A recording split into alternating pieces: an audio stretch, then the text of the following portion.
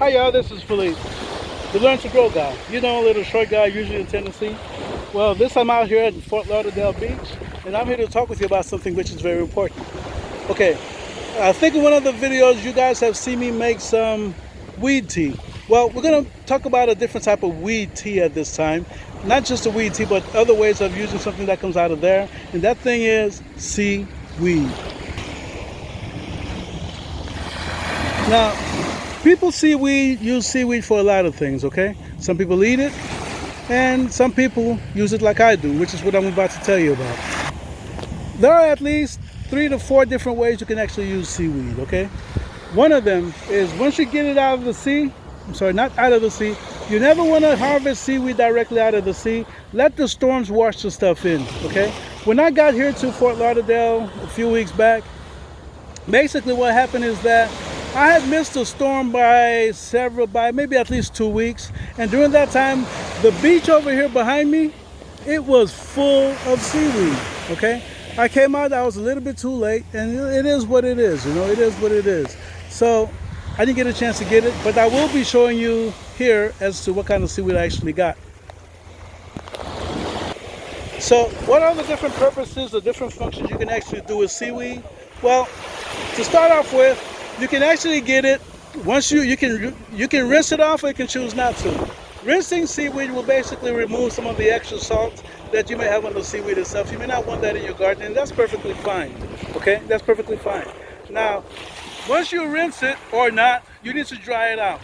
Okay, let's call that portion step number 1, because that's the most common thing that you're going to be doing with the stuff. Okay, so step number 1 is to basically dry out the seaweed. Okay? And basically what you're going to do is lay it out in the sun, as it is out here, like so. Very sunny out here, okay? You're going to lay it out in the sun and let it dry. Give it a few days, let it dry, flip it over if you have to. But let it dry.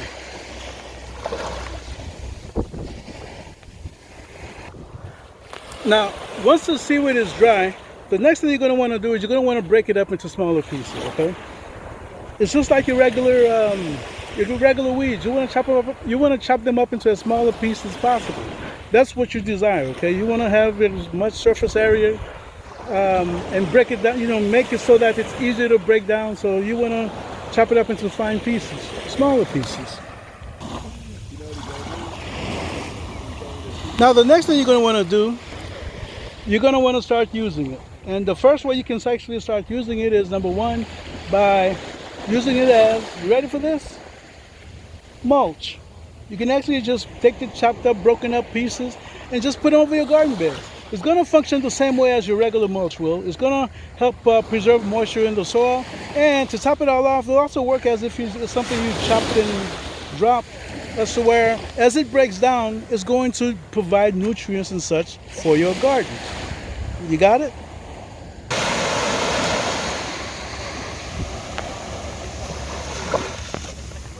Now, the next part you're going to want to do is this. The next way to use it, okay? Basically, you can also use it as a, by composting it, okay? You can compost it.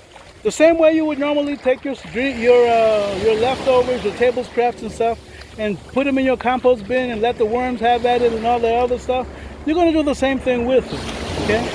Now, do you have to dry it for that phase? No, you don't really have to dry it, but nonetheless, even if you dry it out, the worms will take care of stuff. And besides, you typically want to spray and make sure that your compost pile is not completely dried out anyway, okay? So composting, that's another way.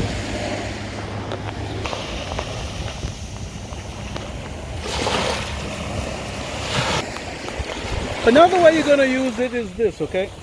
Now, since you've already composted it, if you're doing biochar, this is a bonus point, okay? If you're using biochar already, if you make biochar, if you're using it, you can, after you put it in your compost, so that the micronutrients actually got into your compost and the microorganisms are actually using them and breaking them down and doing whatever it is that they need to do with it, all right? Once you have that stuff in there, you can include and put that in your biochar. Mix that into your biochar and inoculate your biochar, your charcoal, with the compost, with the seawater in it, so that you can have the micronutrients in those little spaces, in the carbon little spaces, so that your plants, your bacteria, your living organisms will actually have access to it. Okay?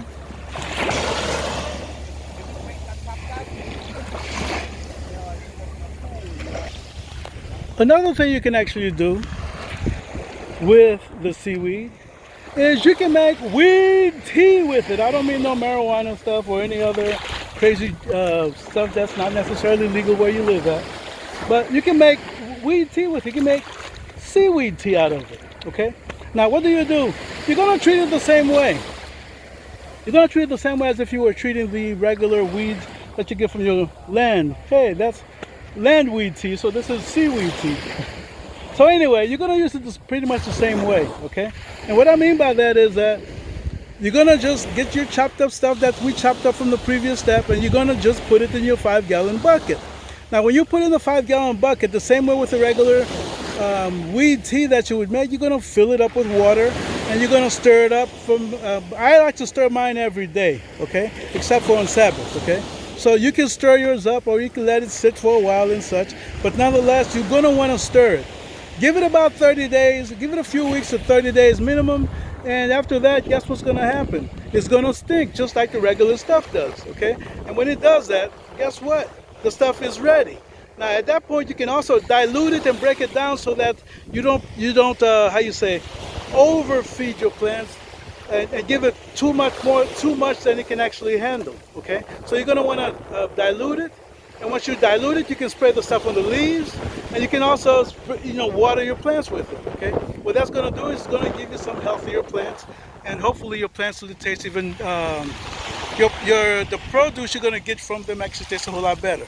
If you don't think it's going to, by having micronutrients and such in your soil, if it's going to make things be better for your better tasting as far as your plants are concerned, check out calcium. You do a little bit of research on calcium and take a look and see what all calcium actually does to your food, especially your fruit trees and such, and see and try to document and take a look at the differences that it makes in the fruit that you get from your fruit trees. Okay.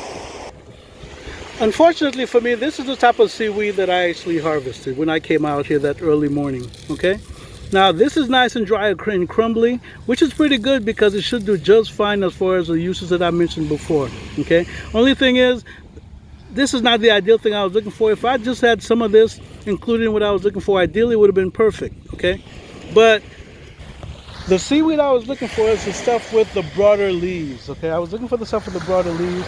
However, as I stated before, I missed that by at least 2 weeks because the storm that brought the seaweed from the sea was actually 2 weeks prior, so I missed out. So wherever you can, wherever you go, if you see some seaweed, you want to get some for your gardens, please do so. Try it out. Try it out.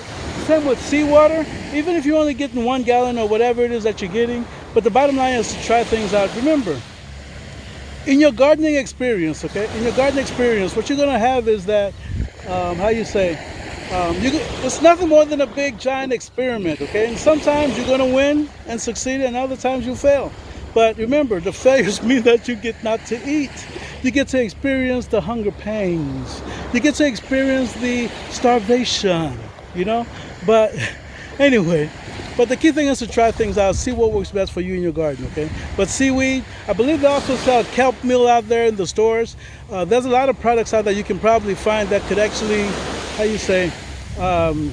replace the seaweed so you don't have to go out and hunt for it on your own, okay? But for me, I like these trips.